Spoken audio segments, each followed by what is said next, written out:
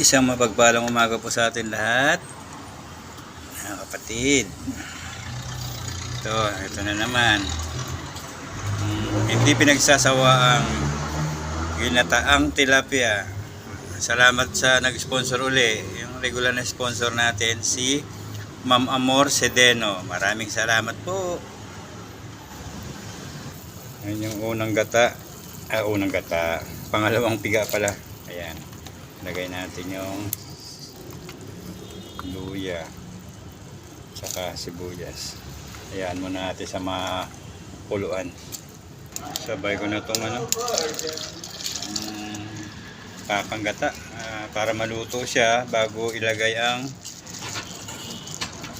tilapia tsaka gulay, kasi masyadong madudurog yung tilapia natin pag sinabay natin.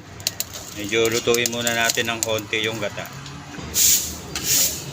Lutuin ko po muna konti yung yung gata bago natin ilagay yung tilapia at saka para hindi sila masyado namang madurog. Yung gulay para hindi malustak masyado yung yan, pwede natin ilagay yung tilapia. Lagay natin yung tilapia. Medyo na itong gata.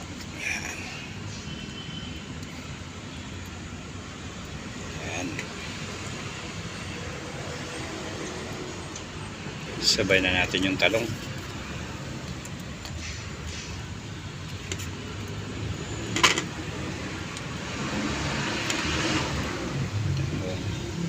Tsaka itong pechay.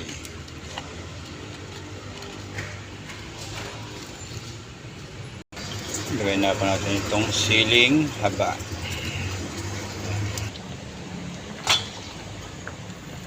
Malapit na po ito, mga kapatid.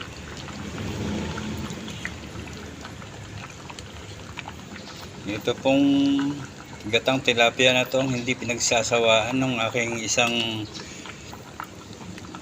nag-i-sponsor sa akin, si Ma'am Amor Sedeno. Hindi natatapos ng isang linggo na hindi nagpapagata yan ng tilapia or gatang laing. Yun na po ito, luto na po ito, mga kapatid.